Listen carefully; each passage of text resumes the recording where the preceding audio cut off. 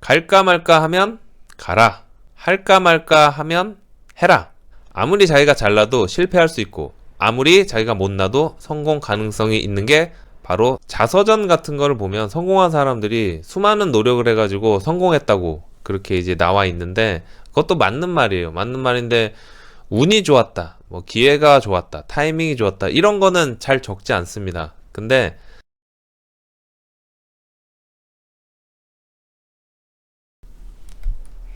짠! 여러분 안녕하세요. 사업하는 형입니다. 네, 오늘 2020년 5월 26일 화요일 아침 7시 반입니다. 네, 여러분 출근 잘하셨습니까?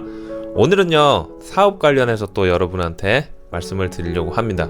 20, 30대 젊은 분들이 저에게 메일로 많이 보내주신 내용이 있습니다. 뭐냐면, 형, 저도 형처럼 사업을 하고 싶은데 어떻게 하면 돼요?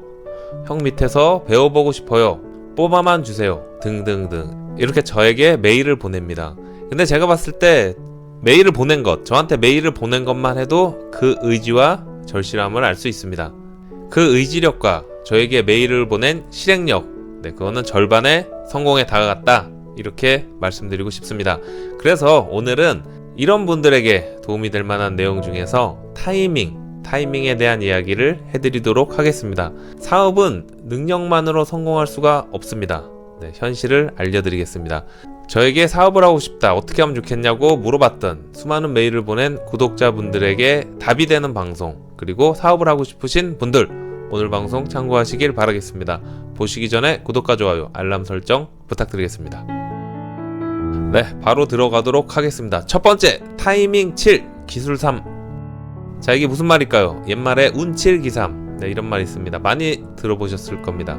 이것을 사업에 접목을 하면 사업은 타이밍 7, 네, 기술 3, 이렇게 보시면 됩니다. 현실적인 이야기를 해드립니다. 자서전 같은 거를 보면 성공한 사람들이 수많은 노력을 해가지고 성공했다고 그렇게 이제 나와 있는데, 그것도 맞는 말이에요. 맞는 말인데 운이 좋았다, 뭐 기회가 좋았다, 타이밍이 좋았다, 이런 거는 잘 적지 않습니다. 근데 그거는 이제 사적인 자리에서 만나면 들을 수 있는 그런 내용입니다. 그걸 책에다 적기엔 좀 그렇죠? 내가 알고 했던, 모르고 했던 운과 타이밍이 받쳐줘야 사업을 성공할 수 있습니다. 이번에 이슈가 된 게 뭐죠?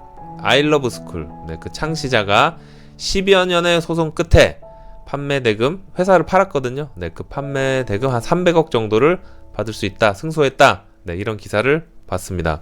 지금 우리 주변에 있는 SNS의 창시자가 바로 이 아이러브스쿨입니다. 그런데 그때는 스마트폰이 없었기 때문에 글로벌하게 성장하지 못했습니다. 하지만 그 뒤이어서 나온 미국에서 출시된 페이스북, 이거 나오자마자 어떻게 됐어요? 그때 또 아이폰이 덩달아 출시가 되고 스마트폰 붐이 일어났습니다.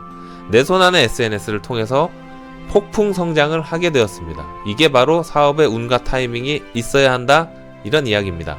아무리 자기가 잘나도 실패할 수 있고 아무리 자기가 못나도 성공 가능성이 있는 게 바로 사업이고 사업 운입니다. 실력은 내 것이지만 타이밍은 어느 정도 운에 맡겨야 한다, 이런 얘기입니다. 자, 다음으로 어떤 게 있을까요? 두 번째, 실행력. 갈까 말까 하면 가라. 할까 말까 하면 해라. 이런 말이 있습니다. 이게 바로 실행력에 관한 이야기입니다. 성공의 타이밍을 잡기 위해선 실행력이 필요합니다. 가장 중요합니다. 제가 예전에 로또 당첨되는 법 알려드렸죠? 뭐죠? 로또에 당첨되려면 로또를 사라. 이게 바로 로또에 당첨되는 방법입니다. 그러면 사람들이 묻습니다. 사업하는 형, 괜히 해서 망하면 어떻게 해요? 말씀드리겠습니다. 한 발 내딛고 넘어지면 일어나서 다시 걸으면 됩니다. 하지만 제자리에 가만히 있으면 어떻게 돼요? 다칠 위험이 없죠? 하지만 성공의 기회 또한 없습니다. 저도 이제 수많은 실패를 해보았지만 그래도 그 안에서 얻은 게 너무나도 많고 내공이 강해지고 내면이 다져졌습니다. 실패를 통해 강해지고 성공의 기회가 오면 그 기회를 꽉 잡고 절대 놓아주지 않습니다. 자, 마지막으로 사업 잘하는 방법, 사업은 어떤 것인가? 세 번째, 성공과 실패. 사업을 하다 보면 타이밍이 좋아서 성공하는 경우가 대부분입니다. 미국의 아마존을 봐도 전염병 창궐로 인해서 비대면 문화가 확산이 되면서 어떻게 됐죠? 어마어마하게 성장을 하고 있습니다. 다른 데는 구조조정을 하는데 아마존은 오히려 직원을 충원하고 있습니다. 20년 만에 주가는 어떻게 됐죠? 수백 배 성장을 했습니다.